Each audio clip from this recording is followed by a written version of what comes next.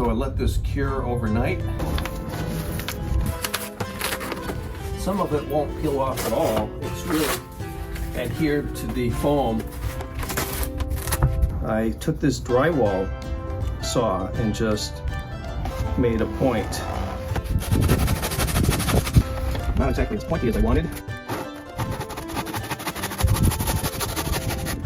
So now all I have to do is figure out how to attach the pontoons to the craft.